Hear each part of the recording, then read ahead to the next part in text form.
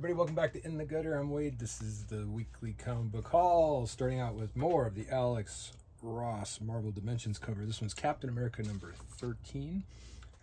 Kind of screwed this up because I was going to buy a set of his covers, and then what I mistakenly did is I ordered all the series that I normally get. I ordered the Alex Ross cover. So now, in order to have a set of covers, I would have to extract my Captain America, for example, out of my run of Captain America, and that wasn't very wise. So I'll have to figure that out at a later date, but whatever. One series I hadn't been buying but actually enjoyed was Avengers Armageddon number 2. Oh, and by the way, this first one was Chip Zdarsky and Ton Lima. T-O-N, yes, Ton Lima. Black Widow cover 2. Avengers Armageddon number 2. Part of the Alex Ross Dimensions. This one, really cool artwork in this one. It's got the Red Hulk. The credits at the end, I forget. I was gonna look up the artiste. Oh my goodness.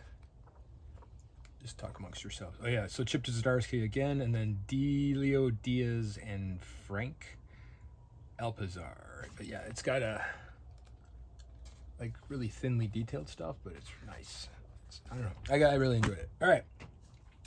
More cover buys. This is Catwoman number 89. And it was so nice, I bought it twice. So this is the In-Hyuk Lee, right? Or is this, I get a couple people confused. Let me look what. No, Ji-Hung Lee, sorry.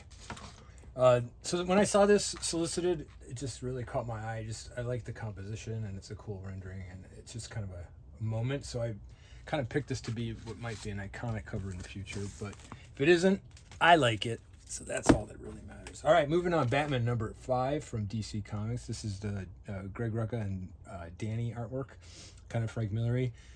This one's not grabbing me by the boo-boo. It's, I don't know. It's a little slow, a lot of talking. I don't always need superheroes fighting and stuff, but, like, it's just kind of a drag. And then this one was zany, but this character seemed pretty interesting. Kyle Starks and Steve Pugh's End of Life number 6. Yeah, it took a weird turn, so digging it. All right, saw Supergirl. I don't know why Lobo was even in that movie, and he should have been the one to kill the bad guy at the end. That would have been really funny. And instead, they had Supergirl. Well, I'm spoiling stuff, I guess, but it's 2 weeks old. Get over it. This is issue number 5. Scotty Young scripts and Krona interiors. It is what you think it is. It's Lobo and it's mayhem and all this stuff. Lots of nudity in this one, so either be warned or maybe it's a selling point for you. Tigress Island number 5. This is the final issue from Kindle and Epic. Yeah, I like this. It's very funky. The artwork is kind of a combination of very sexy, but because it's kind of cartoony, it's like their faces aren't very attractive, but it's done intentionally, so it's kind of cool. And you know, everyone has these stylized eyes, so, or maybe it's sexy in a non-traditional way. I'll say that. How about that? All right. Mark Waid, still at it. Dan Mora, kicking ass with this cover. This is a Gutierrez Interiors of Batman Superman World's Finest 53. Still doing with Warlord. It's kind of fun. Man, he just writes like good old superhero comics. Yeah, so if you enjoy that and the Justice League stuff he does are really great. All right, Jay Lee's Monster Racing League, M1. This is issue number 2. Yeah, it's mostly for the graphic nature of the storytelling. It's just so cool to look at. Kind of reminds me of the same enjoyment I get when I read anything that Jeff Darrow does. I just like to pore over it and just enjoy the artwork, and the story is just kind of irrelevant. Not that it's a bad story, it's just that I don't buy it for the story, and even though I'm not that much into racing and stuff like that, this book is so beautiful. I enjoy it. All right, Catacomb of Torment, issue number 13. This has 3 different stories in it. There's so many of these now. I'm thinking I might thin the herd a little bit. I kind of got off the science fiction ones. I like the horror stories. But, you know, by issue 13, and then there's 3 stories in every one. And I think there's so many. I think there's 3 different horror series that they did. It's a lot. So, I don't know. I think it might be winding down for me. But anyway, I'm glad I read what I read. This story is very cool. You know, so, like I mentioned, it's something out of Heavy Metal.